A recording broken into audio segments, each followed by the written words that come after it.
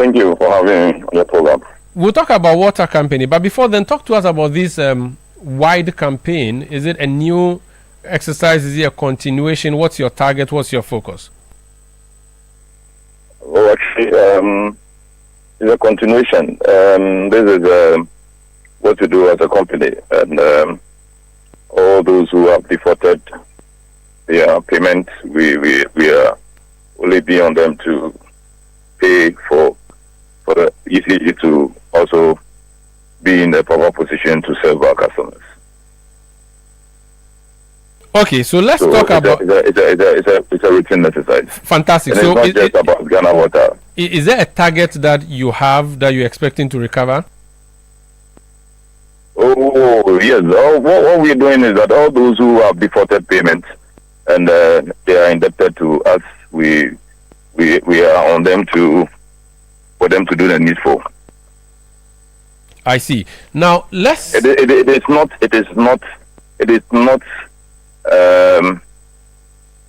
something we delight in disconnecting customers, but the situation we find ourselves in, it is actually necessary for us to embark on these revenue mobilization drive.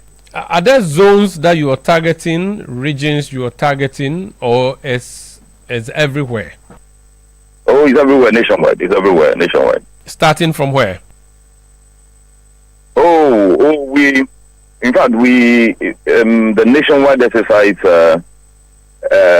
began yesterday, and so today we are on it, and we slated 2 weeks for these nationwide exercise. Okay. Notwithstanding, after this nationwide exercise, we still have our reps in the district and the regions who will continue to embark on the revenue mobilization drive. What category What category of customers are you targeting? Oh, we are looking at all our customers. All our customers. Anybody who is indebted to us is supposed to pay, and so we are looking at all from the head office level. Okay, so the transmission station on the mountains, you supply power to that, and you also supply power to them at Reach on the ring road in Accra, and you shut both down. That's correct. That's correct. What was the amount involved, and how long or how much notice did you give to them? Oh, we've given them enough notice, and the amount for GBC is over 8 million, and that of Ghana Water is 999 million Ghana cedis. 8 million for GBC accrued within what period? 1 year, 5 years, 1 month? When? Oh, it's over. This is a long-standing arrears.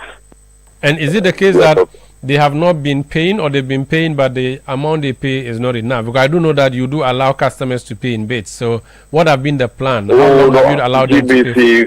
We've gone to terms with them severally that they've not complied with. And the same with Ghana Water. We start with them. We had an arrangement. They defaulted. We gave them a final demand notice. They did not comply. And so for Ghana Water, what we've done is that we've disconnected their headquarters and all their administrative officers, except the pumping stations that we have not disconnected, because we're looking at the interest of the general masses as well. Once we put off the pumping stations, what it means is that the nation will not have water. So we are doing it considering all the necessary point as well. So in fact, we are not happy to disconnect any customer, but when the need be, we are forced to do that. The earlier communication we received was that you had disconnected the water treatment plant. That is not true? That is not true. But you have disconnected the head office of water company? Yes, because management of Ghana Water, they are in charge to ensure that payments are effected. Okay, now you are saying that Ghana Water Company is 1 billion, Ghana Broadcasting Corporation... No, not 1 billion. 999.6 million Ghana cedis, close to 1 billion. I decided to round it up for you so it will be easy to pronounce. Wonderful. Okay, so almost 1 billion. Is it the case that if they do not pay, you are not going to reconnect them? That's the point, or there's some negotiation that can be had? Okay, this is what we have done as a company. We've gone to terms with them, and as of 31st of May, we were expecting Ghana Water to pay 72 million Ghana cedis, which we've all agreed that they've not complied to. And so it is not like we are taking the 999.6 million Ghana cedis from them today, but we are expecting that they pay the 72 million Ghana cedis so that we'll be able to restore power. And we expect that on monthly basis, as we've agreed, they pay the 72 million Ghana cedis. All right. So if they don't, then they will remain shut. And the same with GBC. Yes, so far as I'm concerned, until I'm directed to do otherwise. Okay. The two institutions, Ghana Broadcasting Corporation, Ghana Water Company, they are state institutions, they are national security institutions, if you consider it properly. Are there no exceptions in this your campaign? Okay, there are exceptions. Don't also forget that Electricity Company of Ghana is also a national security institution. Without lights, I don't think we will be able to survive in the country. And so we have done all that we can. And we've done this in consultation with the sector ministers. So there is some level of agreement, and we believe, and they also know that they are in a position to honor their obligations. And it's not like we are forcing in on them. We sat on a table and we agreed. And so we were expecting that they play their side of the bargain. I see. So what next? Where else are you targeting? Like I said, we are everywhere. We are everywhere. We are everywhere. And so this exercise will continue tomorrow? Yes. We're on it. We're on it. In fact, the all hands on board will last for 2 weeks. Very well. Thank you so much. But notwithstanding, prior to this exercise, we have teams in the districts and the regions who are also working. So after the 2 weeks, we'll continue to work. Thank you so much for speaking to us. And thank you for having me. So that's the general manager, acting general manager in charge of operations at the Electricity Company of Ghana, ECG, Ishmael Tete Okun. This is Eyewitness News on 97.3 Citi FM. We are live across Ghana on a number of affiliate stations. In Nadoli, the hometown of the Speaker of Parliament, we are live on Tumpani Radio 88.5.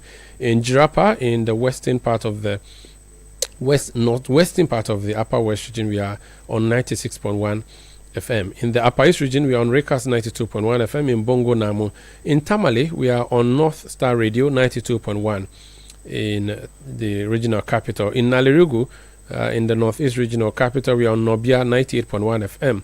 In the Western region, we are in Takrady on Beach 105.5 FM, as well as Sky 93.5 FM.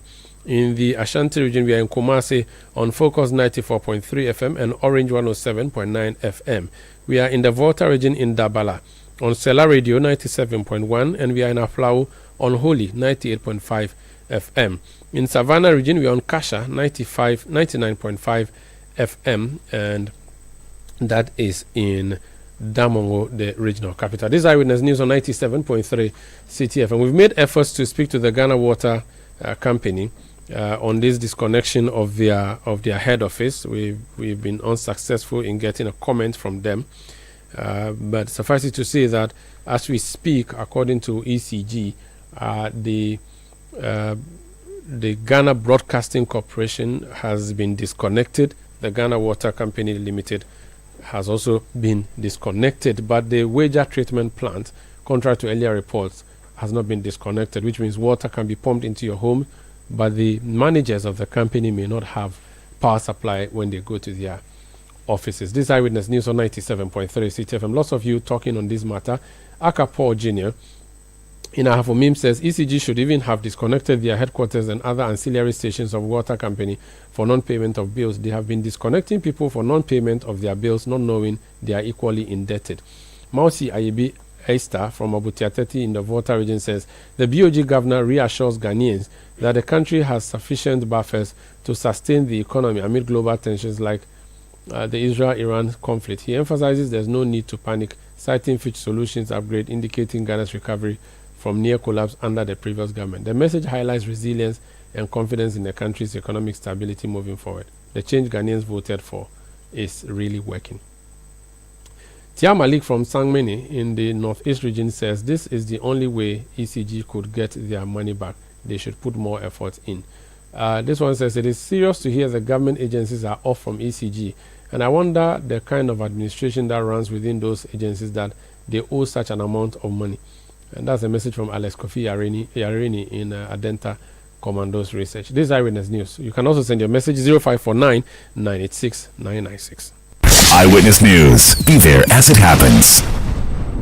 Oh, jump on now. Go. Go me. And what time when you come back, we are not hear the sound of your car. Why you buy new car? No, I not change my car. It be the same ride. It be the fuel way I change. Way one shouts it. Ever since I started using the all-new Excellium Premium Fuel, fortified with 3-in-1 action. Oh, Joe, now my car they run like electric car. No, it's so. This is the type of fuel where they want to. Because now engine they cost. Where they want for way if I buy it, it go protect my engine. And with the small way I buy, I go drive Absolutely. It's like strapping a turbocharger to your engine and giving it a protector. And what they bust my mind self be the 3-in-1 action. No, Excellium they prevent up to 99% of deposit. It be anti-wear, some be anti-corrosion. Won't pay when I open them. Hey, so where can I find this magical fuel? Just head over to any Total Energy service station and your car will thank you. Hey, they make a finish Magobe fast, then rush go Total Energies. My friend, but why you have the Magobe inside? I give you info. Make a fill the gobe too small. Go.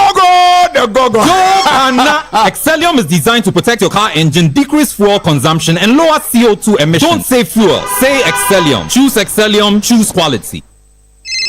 Charlie, where are you? Bossman, I'm at the bank. Really? But your car is in front of your house. Bro, my bank on my phone, Charlie. Oh, how? EcoBank, bro. With EcoBank mobile app, I can do everything, anywhere, anytime. Listen, I just checked my account balance, paid Ahmed's school fees, and sent money to my grandma at Walwale. Oh, wow. Wow. Masa, just download the EcoBank mobile app from the Google Play Store or the App Store, or dial *770# and be your own bank manager. Manager. Whether to pay bills or fees, to check account statements, send money across Ghana, abroad, and more, EcoBank mobile app has got it covered. EcoBank Mobile, making everyday people live everyday lives the EcoBank way. EcoBank, the Pan-African Bank.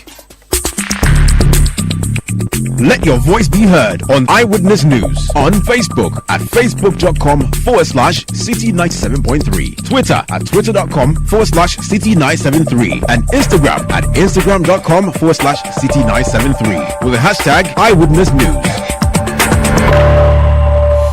You're welcome back. This Eyewitness News on 97.3 Citi FM. And what else do we have? So the governor of the Bank of Ghana, Dr. Johnson Asiama, has assured that the country has built the needed buffers to withstand external threats to the economy, particularly from the Iran-Israel war in the Middle East. According to Dr. Asiama, Ghana's foreign reserve position, inflation trajectory, and fiscal adjustment efforts provide a solid cushion for the country. He disclosed this at the Ghana Association of Banks Industry Thought Leadership Program, themed Banking the Last Mile, an industry-led strategy for accelerating digital finance. Ladies and gentlemen, the challenge before us is not one of innovation. It is one of coordination. It is one of commitment, and it is one of courage to move things forward. So let this forum serve not only as a venue for exchange, but as a launching pad for measurable outcomes going into the future.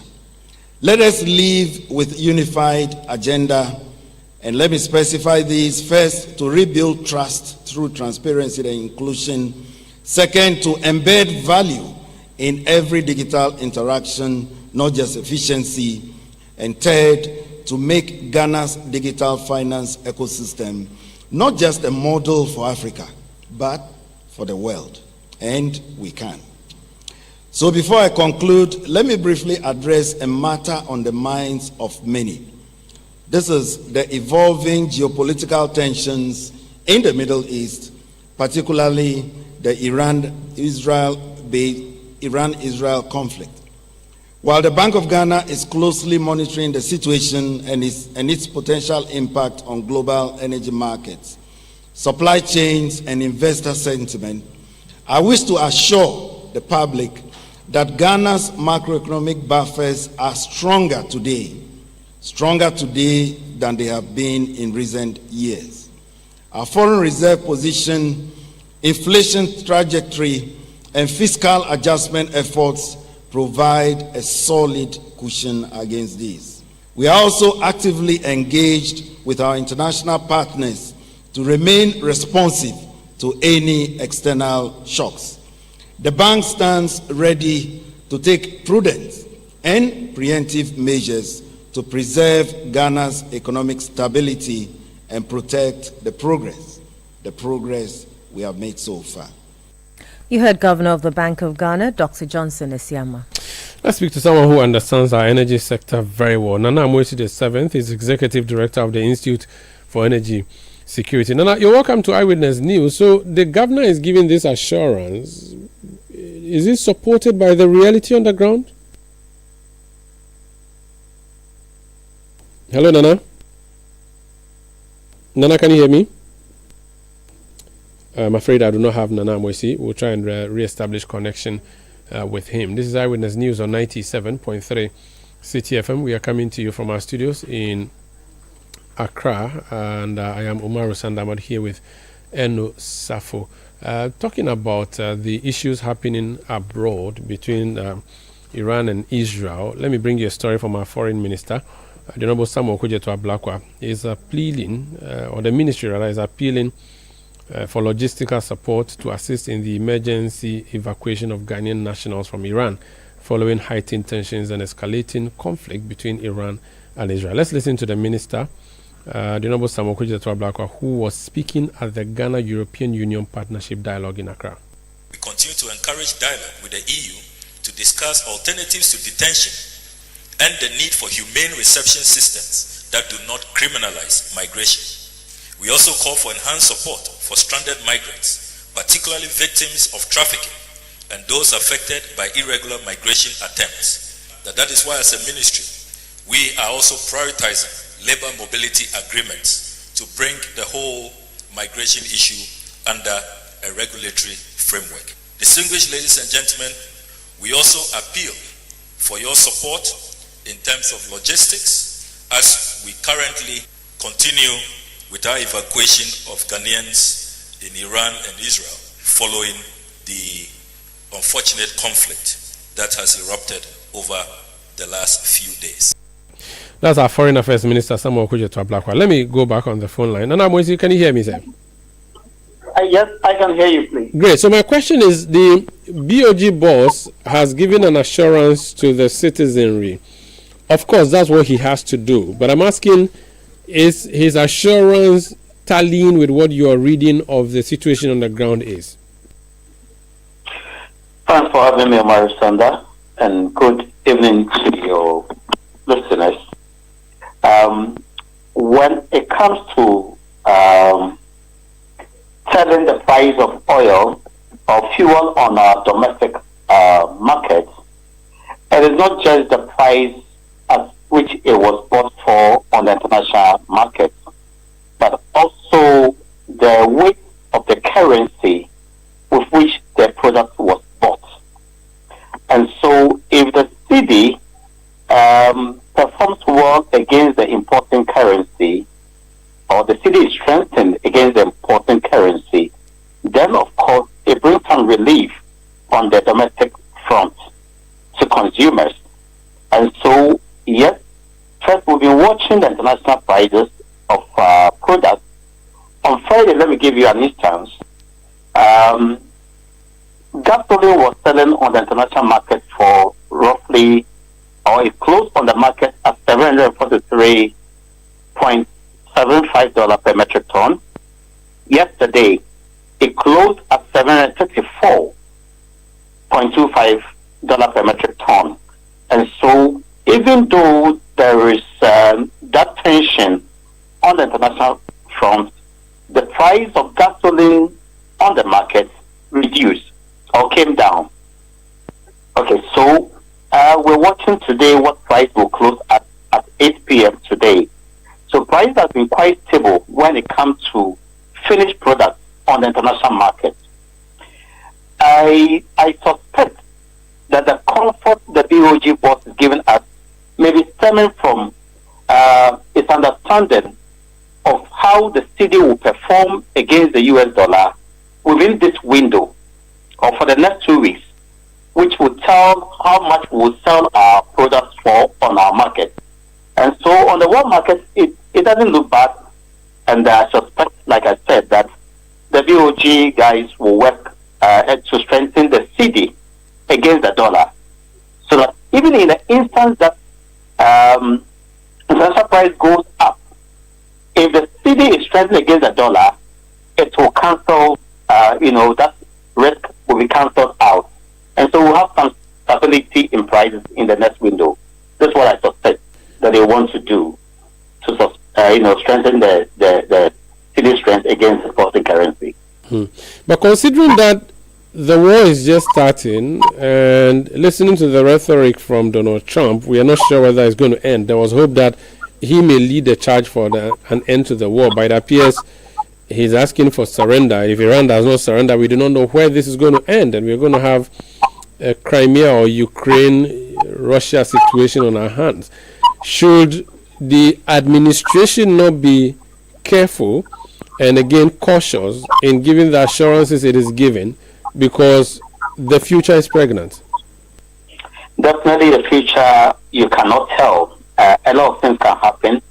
It could happen that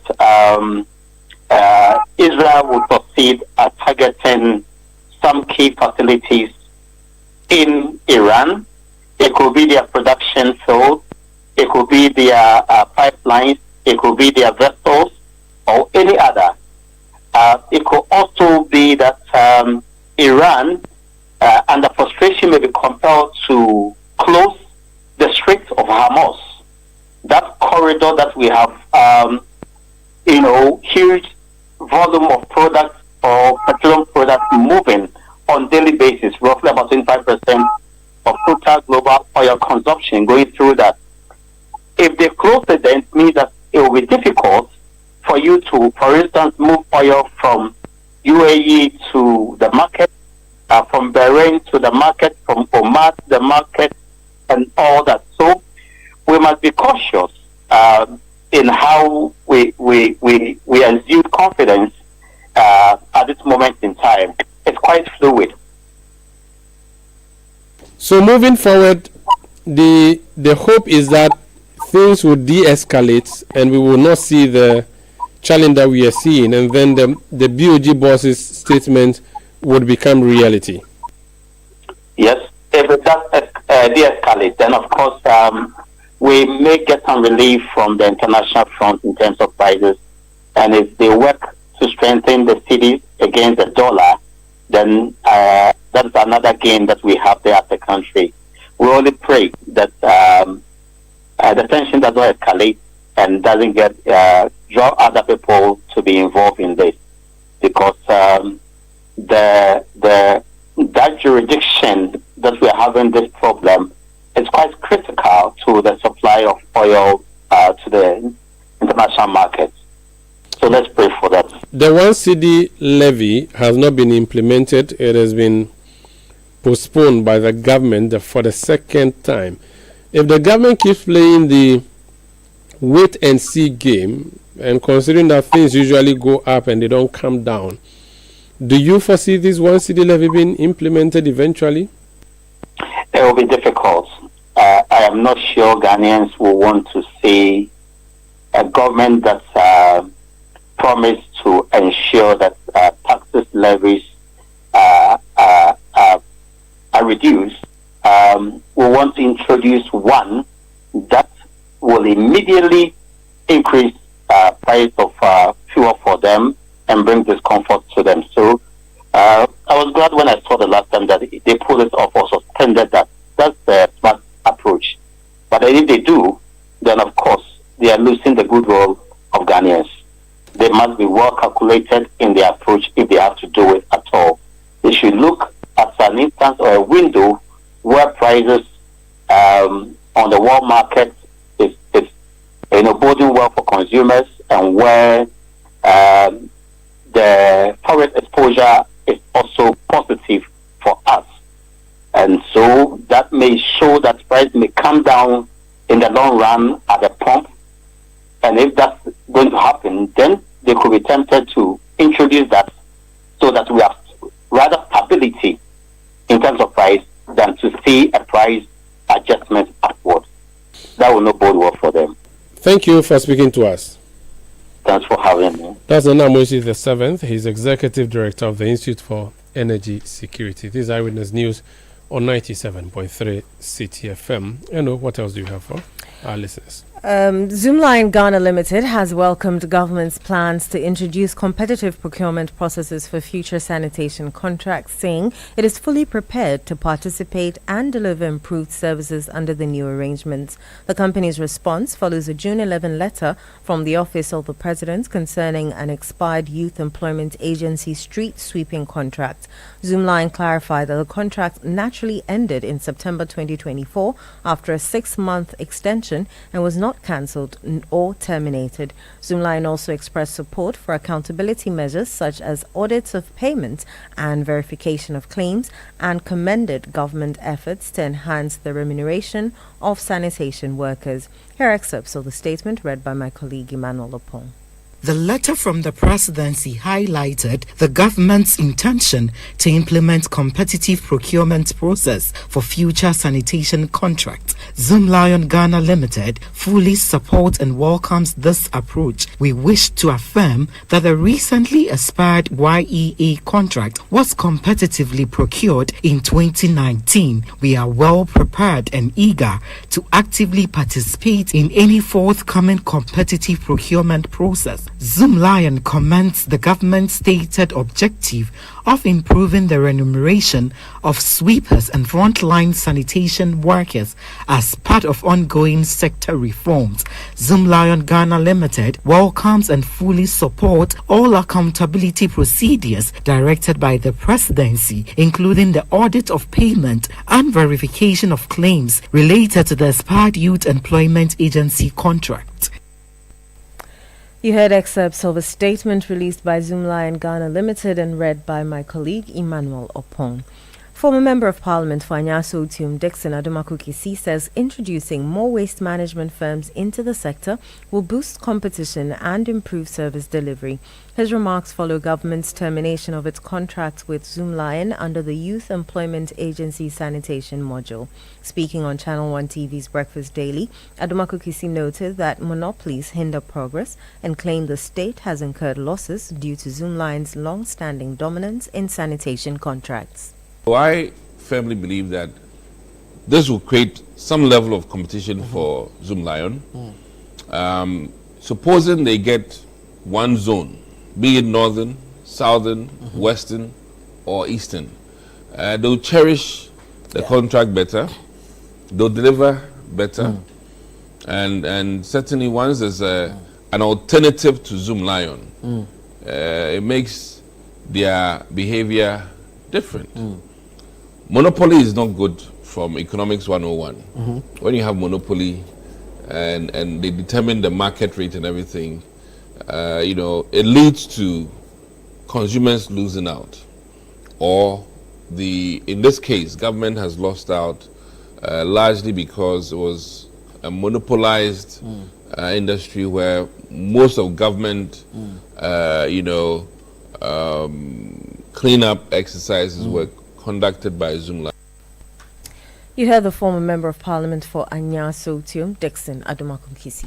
Let's go back to the issue of the Zoomlion, and we've been joined on the line by Emanuela Ajua Osedua. She's Head of Corporate Affairs and Communication at Zoomlion Ghana. Madam, you're welcome to Eyewitness News.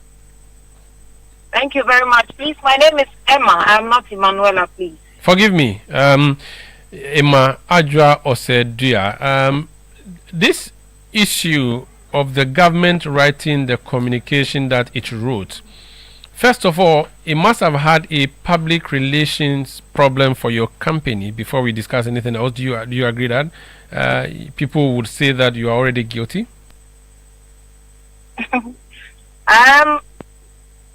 We are sticking to the questions our stakeholders are requiring of us to know about what we do and where we stand. And that is why we are out there speaking. The view would be that you are guilty of all the things that you have been accused of. Manasseh Azuri-Awuni's investigation over the period suggested that you have been ripping off poor Ghanaians who are sweeping the streets under your auspices. How do you respond to that? Because it appears that's the basis for everything that has happened so far. Well, I don't believe that a corporate entity that seeks to do right would position itself to rip off the country that it is set up in, where the owners of the company have their families dwelling in that country. They want to rip them off anything. We have positioned ourselves to work in the environmental sanitation space, and we get the jobs, and we go ahead and do it the way we know how to do it. And the government pays us what has been agreed upon to pay us, and that is exactly what we do. But you do agree that the decision by the government, and which decision it has communicated, has a dent or would have a dent on your image? We have a contract that has lived its lifespan, and for that matter, there is no contract presently. So if the government decides that it will want to, it would not work with the contract the way it used to be, but would want to bring up a new format, that is okay. And how does that dent the image of the previous contractor? When you say you're ready to engage in competitive procurement in future sanitation contracts, have you considered the views from members of the public generally? And do you think that you would be popular if you went around the table seeking to bid, considering all the bad press around your organization in the past?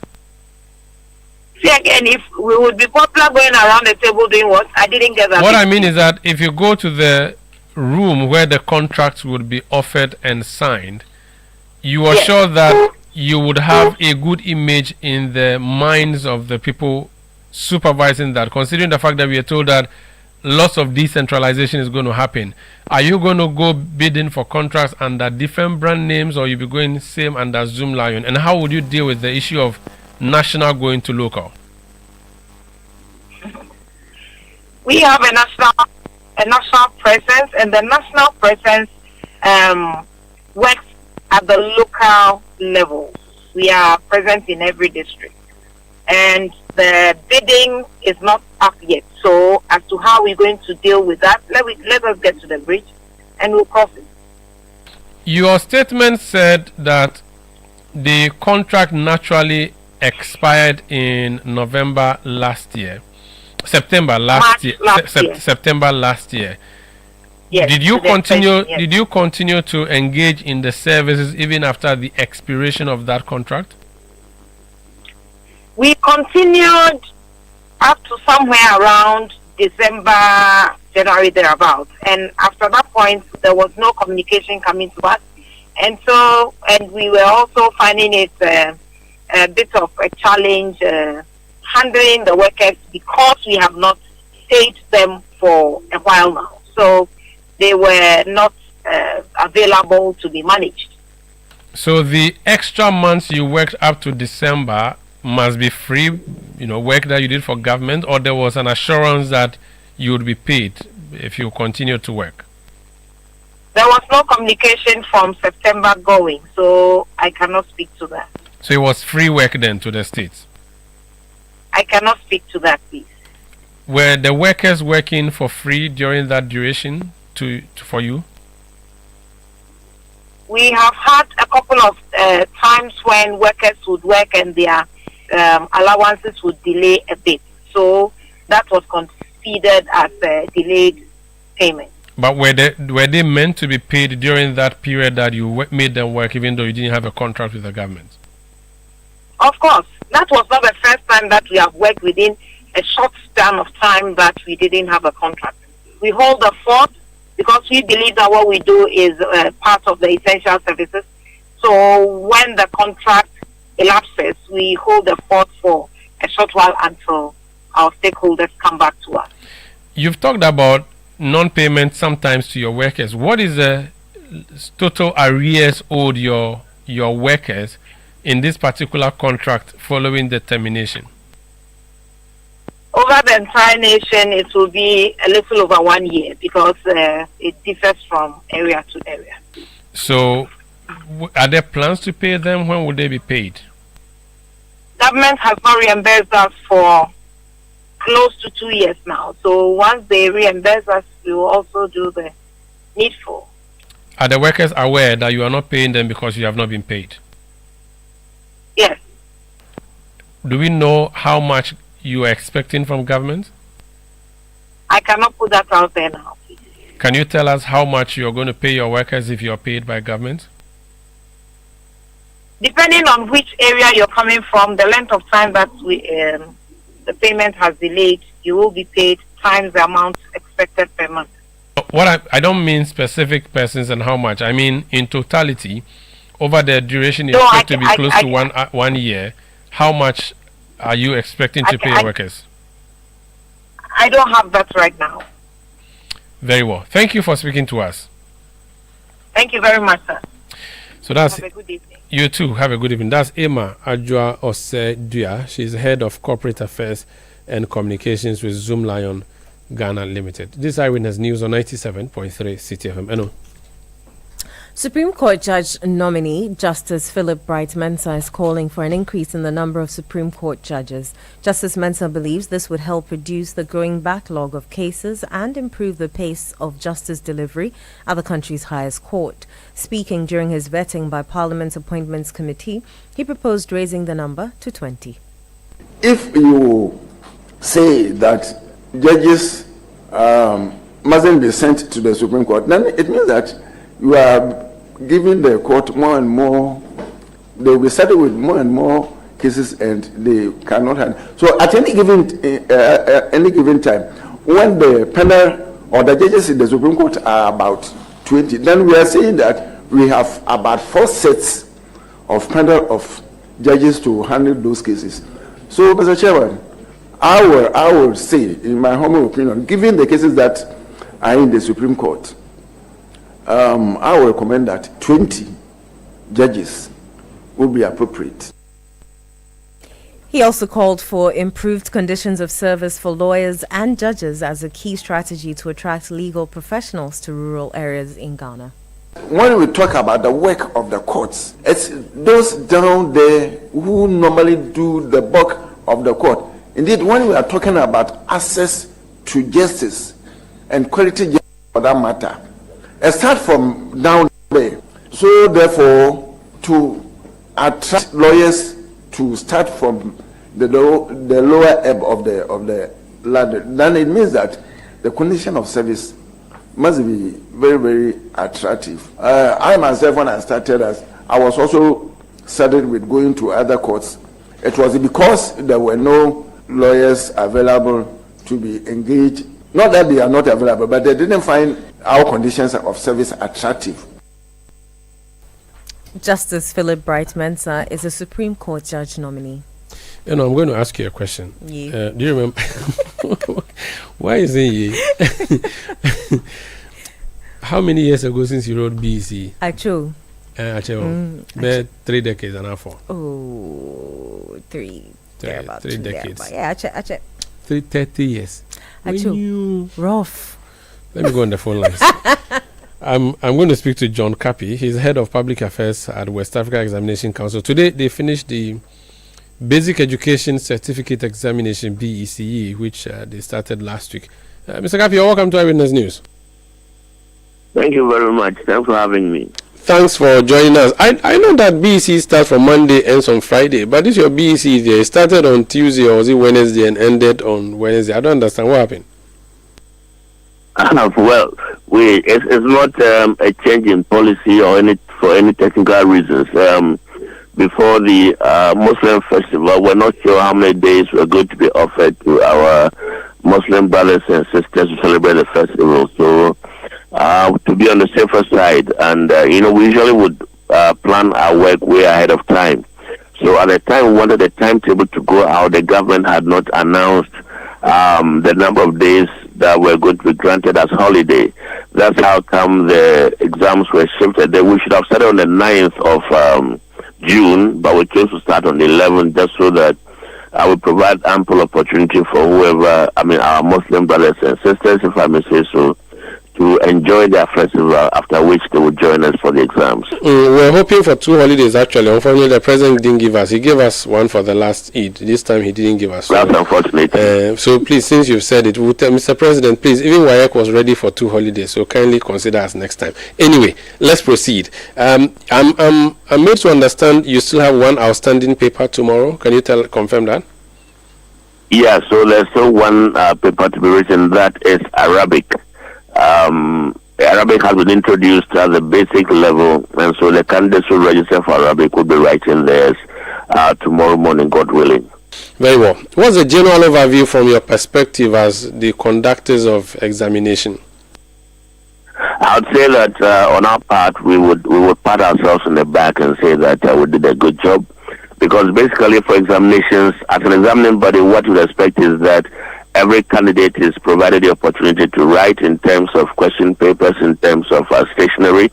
All of these things go to the candidates. Albeit a few hitches in terms of delays in arrival. There was one incident where the vehicle broke down while going to deliver the questions, and then for some, I'm told the distance and then the nature of the road caused a delay on one of the days, but the subsequent days they decided to provide an extra vehicle, and so they were able to make it in good time.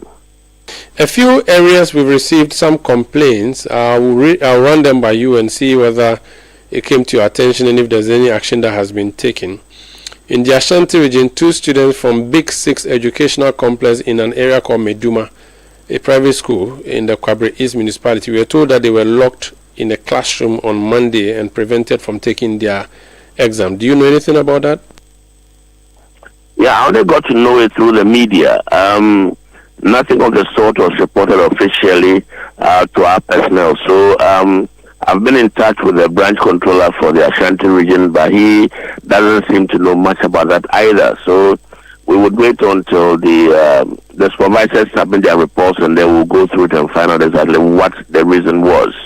If a person fails to write exams under the circumstances just described, would you be able to give them an opportunity to write again, or once you lose out, that's it? Well, first of all, there is no remedial for any candidate who misses the examination for any reason. The situation that was described, if I got the story right, I'm not saying from a very informed point of view. I also heard it in the media that the third candidates did not pay their school fees.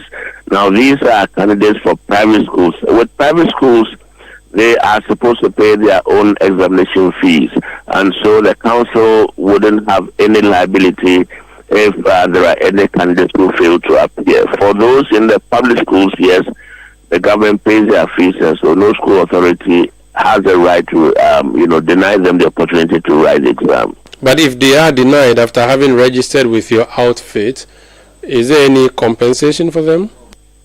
Well, the registration is no guarantee that you will sit for the examination. There could be a number of circumstances that would prevent one from writing. For this particular one, I'm not sure exactly what happened, and so it's difficult to, give a very definitive answer to that question. Very well. Let me go to the other issue. In the northern region, 8 students from Nagbagu Yapala MAGHS were denied the opportunity to sit for the BECE. This because they were involved in a road accident. The Minister for Education has directed the GES to investigate the matter. Now, the point is they could not write the exams. In that situation, what do you do? Has this come to your attention as well? Yes, I spoke with the branch controller in Tamale. He indicated that these were candidates who were in this motorized tricycle. They crashed with a motor rider. I'm told the rider unfortunately passed on. 4 of them escaped unhurt, and so they were able to report early enough to an exam. The other 8 were rushed to the hospital for treatment for various injuries. Unfortunately, what the rule says is that for any such situation, there should be a medical report. Again, for such persons, they should be able to arrive early enough to take part in the examination. Unfortunately, I'm told that these ones arrived just as the other candidates had finished with their papers. Now, there is no guarantee. Usually what would happen is that for anyone under such circumstance should be in quarantine so that they do not get any undue advantage over the ones who were in the examination hall. There was no prior report to their involvement in the accident. There was no formal report from any quarters as at the time the paper was written. So if there will be any remedial action, it would emanate from the Ghana Education Service. Very well. Let's take you to Upper West Region, where the School of Deaf, or School for the Deaf in the Upper West Region, a swarm of wild bees, okay, I think bees are always wild, right? Okay, a swarm of bees disrupted the exams on Thursday. 2 candidates, a boy and a girl, were injured and rushed to the Wa Municipal Hospital. While the boy recovered and managed to sit for the exam, the female, the girl, she was detained and missed her exams. What happens to them or her?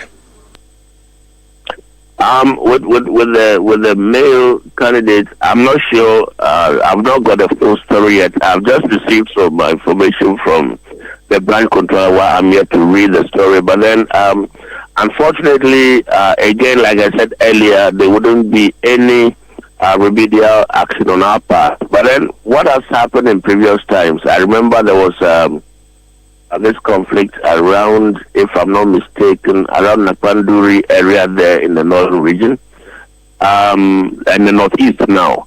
And the candidates were afraid to, traverse into another area that was supposed to be an enemy territory, so to speak. Now, so what the Ghana Education Service simply did was to, place them in senior high school and then give them the opportunity the following year to write the examination. So for this particular candidate, I believe the same situation may be applied, because we would not be able to say that they should go back and say the same exam as those who have just finished, because we don't know whether she's gained access to the questions already or not. And for these examinations, to ensure standardization and to ensure that all of these exams are, credible, it will have to be at the same level with all the other candidates. And so we wouldn't be able to single out a particular person and then compile a paper for them to write. Very well. The last one, I'm not sure you can really do much about it, but I would ask you for comment.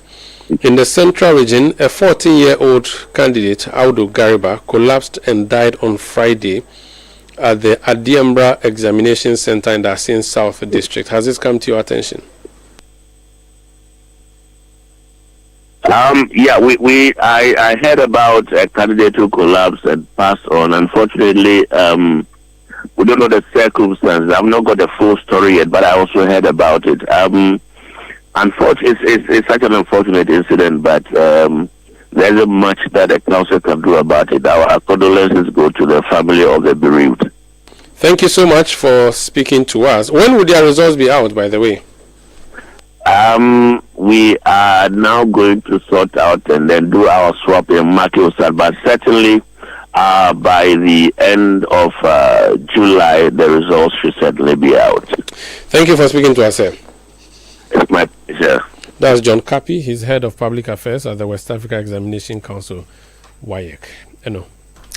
Sandra, let's talk about the Agri Fair, because with just 3 days to go, excitement is building for the maiden edition of Channel 1 TV's Agri Fair, touted as the biggest agriculture fair in the country. Sponsors say attendees can expect a vibrant showcase of groundbreaking agricultural innovations. The event runs from Friday, June 20 to Sunday, June 22 at the Ifwa Sutherland Children's Park in Accra.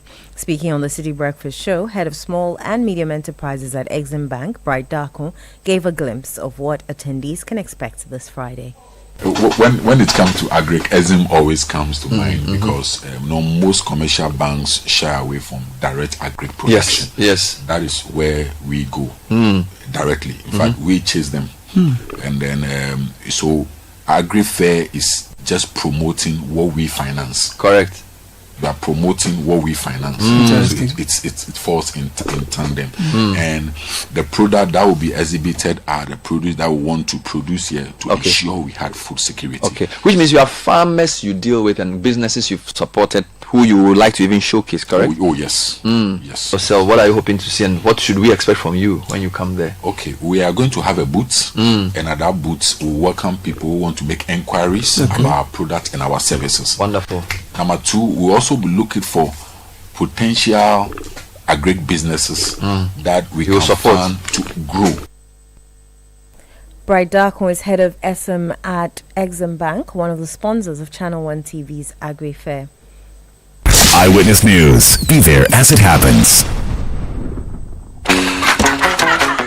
Still unbeatable. Republic Bank has slashed the Citi mortgage interest rate to a new low. That means it's more affordable to own your dream home. You enjoy lower monthly installments, save on interest payments, flexible loan arrangements, and more. Make the move. Own your home at a lower teen interest rate. But hurry, this offer lasts for a limited time. Visit any Republic Bank branch or send email to myhome@republicghana.com or call Accra 054-0109-649. Kumasi 054-0109-901 to apply today and enjoy a teen interest rate. Republic Bank, with the one for you. Oh, jump on now. Go. Google me. At what time when you come back where I don't hear the sound of your car? Why you buy new car? No, I don't change my car. It be the same, right? It be the fuel way I change. Way one shouts it. Ever since I started using the all-new Excellium Premium Fuel, fortified with 3-in-1 action. Oh, Joe, now my car they run like electric car. No, it's so. This is the type of fuel where they want to. Cause now engine they cost. Where they want for way if I buy it, go protect my engine. And with the small way I buy, I go drive Absolutely. It's like strapping a turbocharger to your engine and giving it a protector. And what they bust my mind self be the 3-in-1 action, no? Excellium they prevent up to 99% of deposit. It be anti-wear, some be anti-corrosion. One pair way now open there. Hey, so where can I find this magical fuel? Just head over to any Total Energy service station and your car will thank you. Hey, they make a finish Magobe fast, then rush go Total Energies. My friend, but why you have the Magobe inside? I give you info. Make a fill the gobe too small. Go, the go. Excellium is designed to protect your car engine, decrease fuel consumption, and lower CO2 emissions. Don't say fuel, say Excellium. Choose Excellium, choose quality. Fun fact, did you know that most frogs can leap more than 20 times their body length? Yup, magical. Now just imagine your business with that kind of reach. Take that leap with Frog. Frog is a bulk SMS, voice messaging, and IVR from Wiggle. User-friendly, fast, and reliable. Get more features on one platform for all your bulk messaging needs. Whether you're a church, financial institution, school, corporate organization, or individual, if you need to reach people with your services, do it with Frog. Contact 0553 019 529 or 0552 809 558. Speak to us at www.wiggle.com.gh. Frog, a leap into greatness. Get the details. Every significant financial transaction, every market movement, and all the policies that affect your business. Citi Business News. Be informed. Time now for Citi Business News on Eyewitness News. I am Inu Safa. Let's settle for the details. Bank of Ghana Governor Dr. Johnson Esiama says Fitch Ratings' recent upgrade of Ghana's credit rating is a strong endorsement of the country's improving macroeconomic fundamentals and external sector performance. Fitch has revised Ghana's credit ratings from restricted defaults to B- with a stable outlook. It follows progress in external debt restructuring, improved fiscal discipline, and strengthened monetary policy. Speaking at the Banking the Last Mile event hosted by the Ghana Association of Banks and ABSA Bank, Dr. Esiama said the credit rating upgrade affirms the government's commitment to stabilizing the city, curbing inflation, and restoring investor confidence. And only yesterday, for some of you may have heard, Fitch has upgraded our sovereign rating once again. This is testament to the progress we're talking about. You just have to look at our external sector performance and be guided. Do not be driven by speculations, do not be driven by what somebody said, and of course be driven by what the data says. Look at the data we put out there and be guided accordingly. Now, as I always say, our focus is to limit exchange rate volatility. It's okay for the exchange rate to move on a daily basis. It's not a disaster, right? It is what we call an endogenous variable. It's impacted by several factors. Governor of the Bank of Ghana, Dr. Johnson Esiama, speaking at the same program, Absa Bank Ghana PLC pledged to narrow Ghana's financial access gap by rolling out more inclusive banking solutions tailored for underserved communities.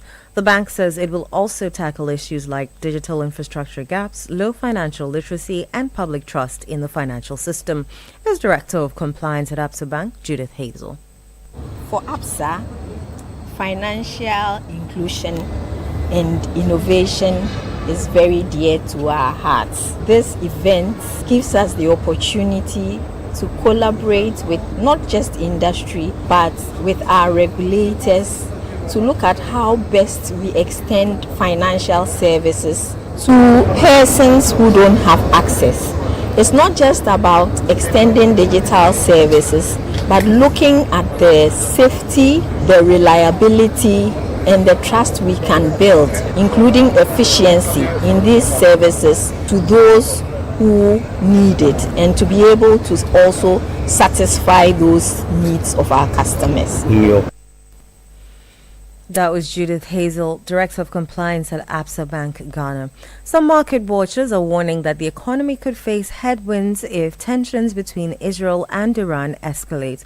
Although the geopolitical standoff has not yet triggered immediate shocks, analysts say its potential ripple effects on global supply chains and energy prices could impact Ghana's recovery.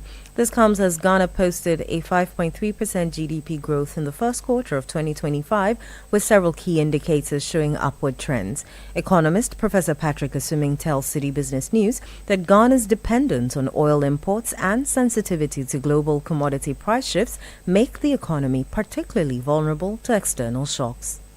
It's likely that it's going to disrupt oil production. But the other thing is also disruption of trade routes. Even though Ghana produces crude, you know that when crude prices rise, generally because of how we trade our crude, we import more oil than we export. So when prices rise, it's generally going to hurt the Ghanaian economy in terms of poor prices at the pump. So what we can do to help ourselves is to manage the economy better. I think in the first 5 months of the year, things have generally been on the up. But there are still a lot of difficult decisions ahead of us. So being more efficient in our management and helping stabilize the currency, improving our efficiency. Those are things that have the potential to improve overall efficiency. Economist Professor Patrick Assuming. Some popular hotels in Accra have been disconnected from the national power grid as part of a debt recovery exercise by the Electricity Company of Ghana. The affected facilities include the Lancaster Hotel, Tang Palace, Airport View Hotel, and the African Regent. The disconnections carried out earlier today are to retrieve unpaid electricity bills. The combined debt owed by these 4 hotels exceeds 3.2 million Ghana cedis. ECG says the exercise will improve revenue mobilization and ensure financial sustainability in the power sector. Meanwhile, government has confirmed it will maintain the cylinder recirculation model introduced by the previous administration despite pushback from sections of the LPG industry. The first phase of the policy was rolled out last year in Accra and Kumasi, but its nationwide expansion has stalled amid concerns that it could replace the traditional model where consumers refill cylinders directly at gas stations. However, speaking to the media, Chief Executive Officer of the National Petroleum Authority, Edigi Tamaklo, clarified that the model is here to stay but will be improved. What we are basically doing is to, one, improve the roadmap. There are others who think that the two should run together, the traditional way of doing things and the CRM, the model. We want to see if there's a possibility that we can infuse it. What I am interested in is harmony in the downstream, and also ensuring that our people ultimately end up paying less price for good quality petroleum product. That is key, regardless of the convenience that it brings to our people. You also do not want a system that will completely destroy the businesses of others. Ediji Tamaklu is the CEO of the National Petroleum Authority. That's all for City Business News on Eyewitness News. I am Inu Safo. Up next is Point Blank. Eyewitness News. Be there as it happens. Afternoon. Oh, afternoon. Please, Momo. Deposit or withdrawal? Withdrawal. Ah, I like how you say withdrawal. How much? 500 Ghana. Will I allow cash out? Yes. I feel ball number no mami why? 0241 789. Ah, nice one. Approve. Please, the agent's name, is it Mipesika Bebre to Crime Ventures? Hey, into what body you now? She. My letting. I have to verify. Always confirm the name of the person you are receiving money from before accepting a request. If you receive a request from a friend to send money to an unfamiliar number, call to confirm before taking action. Do not share your number with strangers for the purpose of receiving e-cash in exchange for physical cash, because the source could be criminal and result in legal actions against you. MTN. Are you feeling tired after a hard day's work? Have you lost your appetite even for your favorite dish? Viral Blood Tonic is a nutritionally balanced, pleasant-tasting tonic fortified with iron and vitamins to boost your appetite and energy levels for high performance. Viral Blood Tonic, easy to take and good for the family. Viral from Danex Iting Starwin PLC. If symptoms persist after 48 hours, consult a physician. This advert is FDA approved. Are you ready to lead like never before? Ready to master the art of strategy and inspire teams that thrive? It's the Management Bootcamp 2025. An exclusive high-impact training for mid to senior pros. Learn from Ghana's finest industry minds, brought to you by Channel 1 TV and 97.3 Citi FM. From the trusted voices of excellence, Citi FM and Channel 1 TV comes an elite training experience designed to sharpen your strategy, leadership, and communication. Make a date for the Management Bootcamp 2025 from Sunday the 22nd of June to Saturday the 28th of June 2025. The venue is the Platinum Bay and Passion Base Hotels. Call 0242-011-424 to register now. The Management Bootcamp 2025. Lead forward. The Management Bootcamp 2025 is powered by Channel 1 TV with support from 97.3 Citi FM.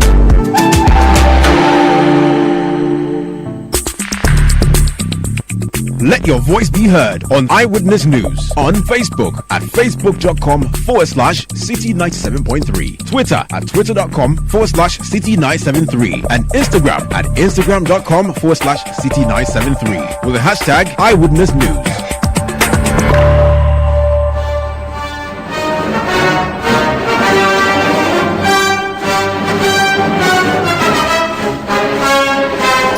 This is Point Blank on Eyewitness News on 97.3 Citi FM. Tonight on Point Blank, well, since yesterday, the House of Parliament, specifically the Committee on Appointments, has been sitting and vetting persons nominated to be justices of the Supreme Court.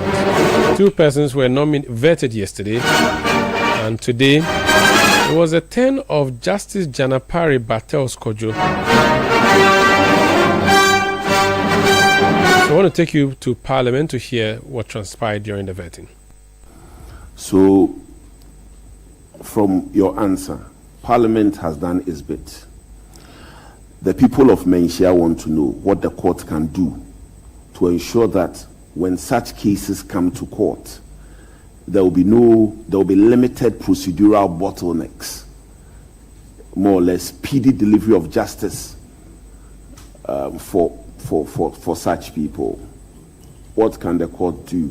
If there are procedural reforms you may want to recommend to ensure that such people get justice expeditiously, given the consequence of lengthy litigation on the properties and even the persons themselves, to the extent that some of them, their education is affected, their well-being affected. I mean, their lives. Yes, my lady, you have the floor. Thank you, Mr. Chairman. Very well. I believe that you are interested in how fast cases or matters to do with administration of estates are settled. I believe the Judicial Service has put in place courts that deal with matters of probate issues. On the other hand, I have been in courts, even at a time in the Court of Appeal, something came on appeal to do with a matter of estate. And as we say in the Children's Act, the children cannot wait, or even if not in the Children's Act. Since I was a magistrate, it was always one of mine. So things come up, maybe somebody's school fees are outstanding, something is hot and burning. The courts find ways of dealing with it. I do not think estate matters wait unnecessarily long, unless, of course, there are some contentious estate issues which may go on for a while. But generally, I think the courts do their best. Thank you.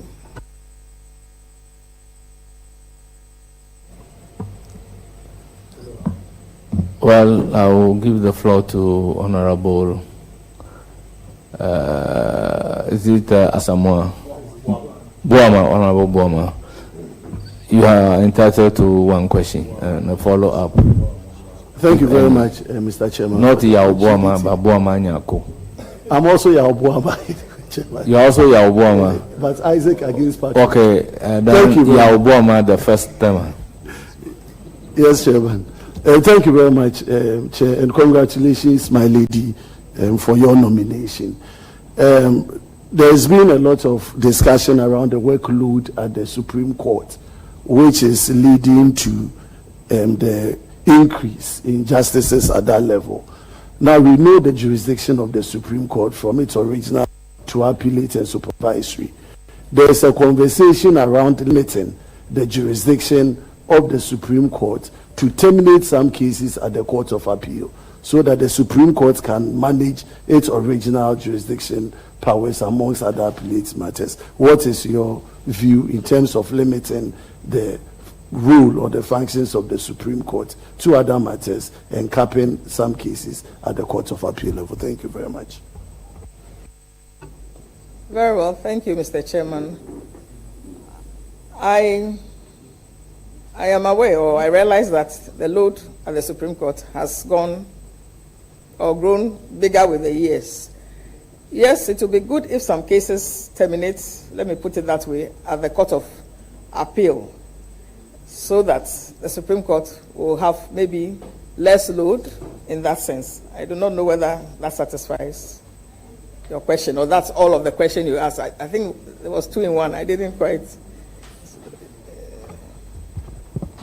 Chairman, thank you. Yes, you concur that it is possible to do a cap of or limit the jurisdiction of the Supreme Court to an extent. But in your reasonable contemplation, from all the jurisdictions that we've raised, which one do you think comes in handy, taking off the burden at the level of the Supreme Court, knowing that you are coming from the Court of Appeal and have risen through the ranks from magistrate up to the Court of Appeal, now to Supreme Court? I'm of the view that some of the appellate load should be taken off. Maybe cases that begin perhaps in the magistrate courts could terminate at the Court of Appeal, and that will be it. Thank you. Yes, I will give the floor to Honorable Anthony Mia. I'm very grateful, Mr. Chairman. Welcome, my lady, and congratulations on your nomination. Accra. Right, okay, let's start with the legal aid. My first question would come from the legal aid. In your contemplation, do you think that the Legal Aid Commission has successfully implemented Act 977, which established the legal aid Again, do you also think that in the case of the vulnerable and the marginalized, that the legal aid has succeeded in addressing their concerns for legal aid? Thank you, Mr. Chairman. I would not say that they have not succeeded. Rome certainly was not built in a day. The legal aid has its own issues in terms of funding, in terms of enough lawyers, and other peculiarities. And besides, I don't know how well spread they are in the regions, whether they are represented everywhere, and how many lawyers are manning it. So in terms of helping the vulnerable, there are many more people that need legal aid than the country has legal aid to offer. Thank you. Thank you. Follow-up question. If you have the opportunity to make recommendations to help the legal aid properly achieve its mandate of serving the poor, what are some of the recommendations you would make? Thank you, Mr. Chairman. One thing that comes readily to mind in terms of manning or staffing the legal aid, I would say that for fresh lawyers from school, they could be made to do their national service right across the country in legal aid offices. Maybe a certain minimum number posted, or depending on the size of the region and the population, maybe on that level. Where there's more, they need more. So the point is, if we can set national service for young lawyers to go to legal aid offices, that will also fill in the gap. And the next time they finish, another batch goes. And I think we'll build the capacity and we'll be achieving what they're set out to do. Some may even stay on and make their lives in legal aid. Thank you.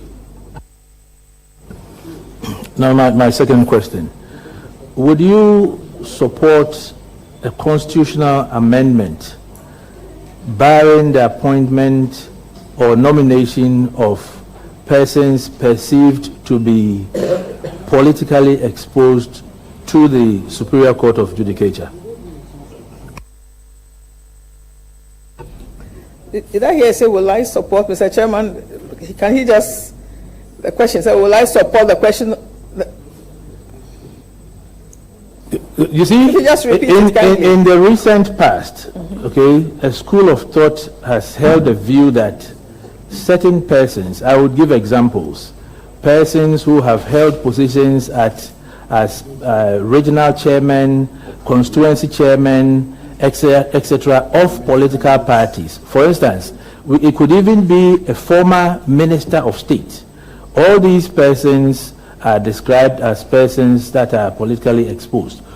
Would you recommend that the Constitution is amended so that these persons are barred from joining the... Very well. In other words, the Constitution is silent on that now. I believe that if we are to go that route, the country has to have a conversation about it. I do not believe that I am enough here to give an opinion on that. Thank you.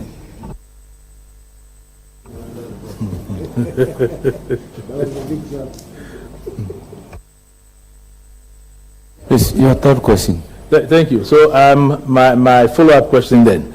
Now, let us zoom into Article 1284. My brother, that cannot be your follow-up question. It's directly related. It's directly related to appointments. It's directly related to on the qualification of judges to be nominated to the Court of Appeal. That would be a different question, because your earlier question was on anybody who has a political color. Can such a person be given the opportunity to go to the listen to me, to go to the Supreme Court? Exactly. And she said, we can have a conversation on it. Exactly. But she's not here to offer opinion Mr. Chairman, on that matter. Both questions fall or come under 128, under qualification of persons to be nominated to the Supreme Court. Well, ask the question and let me see. Very well. My lady, My follow-up question is, many perceive judicial promotions, nominations, etc. to the apex court as politicized. Okay. What transparent mechanisms would you recommend to ensure that merit-based progression is introduced within the judiciary? Well, before allowing my lady to answer the question, take note that that is your question number 3. Very well. Your good self expressed the view that many perceive. From where I come from, I've been in the service for 28 years. I have worked from as young as being a magistrate, and at every time I believe that I have worked hard, and by dint of hard work, I am where I am. I do not see the politicization in the appointment of Superior Court judges. I may even use myself as a good example. I was promoted to the Court of Appeal in 2019 by the other administration, and like a thunderbolt, minding my own business, I am here by the grace of God. Thank you. I'm very grateful. That will be all for the nominee. Thank you very much, Honorable Member. I'll proceed to give the floor to Honorable Alikpli Makoroko.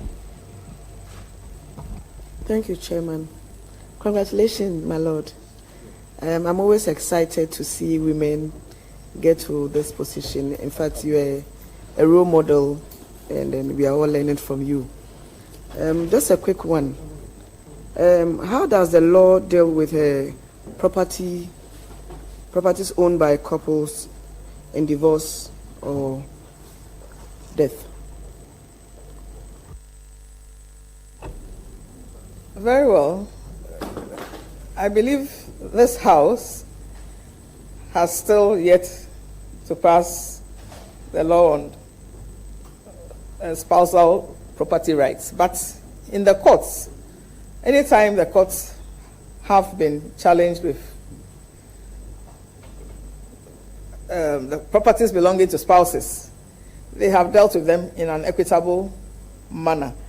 I do not think the law is that just because you are a spouse, you are entitled to anything. You will be dealt with according to the law, and every case will be looked at on its own merit. It's either, even if it's contribution and it's in, let me say for lack of a better word, kind, it will be upon the facts. If it is both of you worked hard, if it is one person who went to take a loan, or if it was agreement that I'll acquire my own property whilst I was married to you and you acquire yours. So at the end of the day, the law would always be fair and equitable in dealing with spousal property. That is what I can say. A follow-up question. We know outside Ghana they practice child support. I don't know if there's one existing in Ghana. If not, are you considering it? Thank you. Thank you, Mr. Chairman. I do not believe it is in my place as a nominee for the Supreme Court to consider spousal support. If we want to enact a law as a people, the debate would have to go out here on this floor, and at the end of the day, those who make the laws will make them. Thank you. Mr. Chair, thank you so much. I'm wishing you all the best. It's now the turn of Alhaji Omar.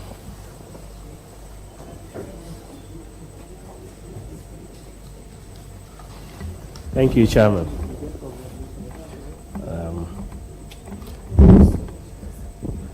Ladyship, congratulations. I have one single question that I've been asking, and that has to do with separation, the doctrine of separation of powers.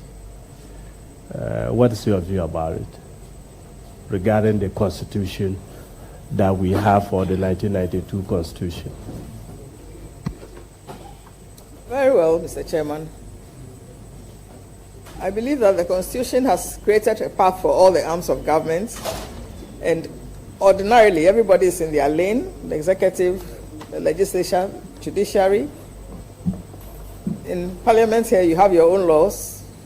You carry on with your lives like everybody else does. But then, that won't mean that if something is done which is repugnant to the Constitution, under which we all are shaded, those who are responsible for taking a say on it will not. For example, if a matter comes to court which has to do with Parliament or executive not doing what they're supposed to do under the Parliament, I don't think the judiciary will sit down and just fold its hand. That does not mean that it will be encroaching on your rights or your work.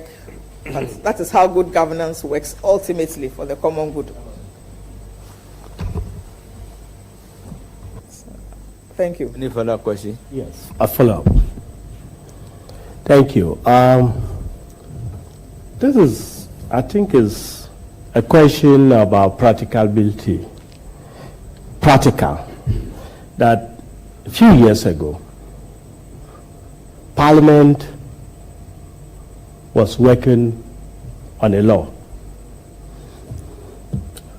and it had not yet come to conclusion because it has to be signed into law, then we go for interpretation or challenge it. But it looks as if the Supreme Court, not once, severally interfered in the work of Parliament. And I want to find out, if you are sitting there, will you continue that? Well, are you talking in respect of the decision of the Supreme Court in Zoomlion versus Attorney General? Zoomlion versus the Attorney General? Talking about recent LGBT law which was passed and got arrested, someone went to court, well, and the president had not yet. Then with all due respect, I'm likely to overrule you because the nominee is not here to comment on a matter pending before the court or a matter that the court has already made pronouncement. So you may ask another question. Thank you, as I guided. Thank you. I wish you well. Thank you. I will proceed to give the floor to Honorable Patrick Yaobuama, the senior.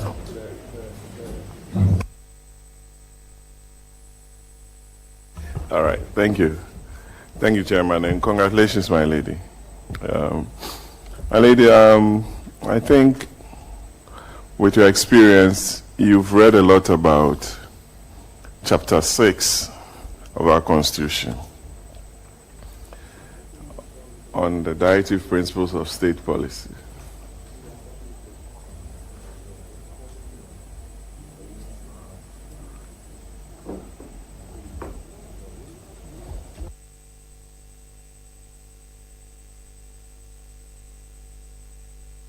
My lady, please, are you there? Especially Article 36 on economic freedoms and rights, and the fact that the president must within 2 years bring to Parliament his plan of development and what have you, asking for direct investment to come into the country. There's been a debate on the bench for some time about the justiciability of this chapter.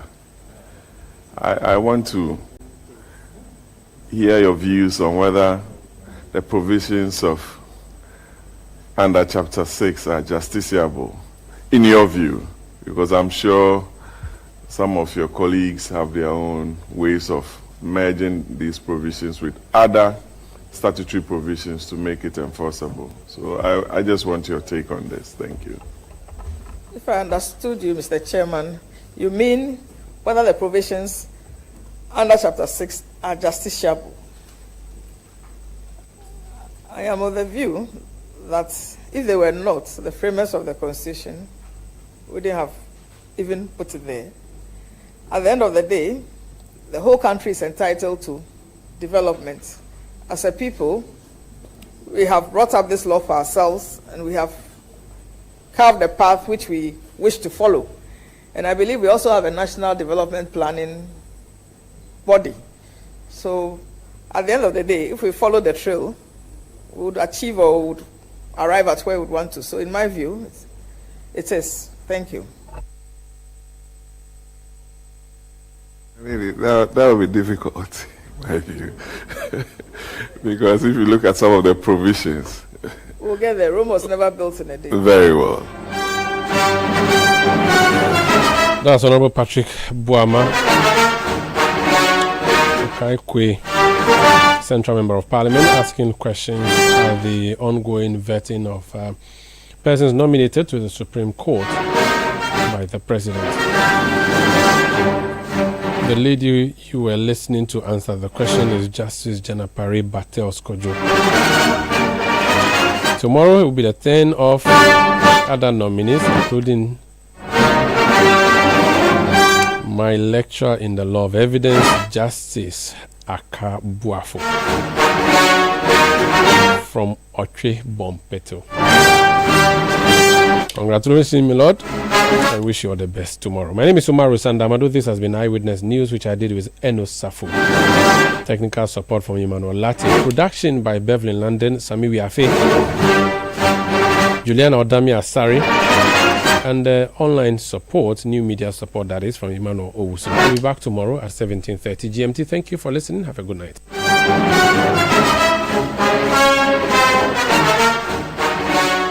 City News. We speak first. Reach our hotline on 0302 224959 and get interactive on Facebook, City 97.3 FM, and on Twitter at City 973.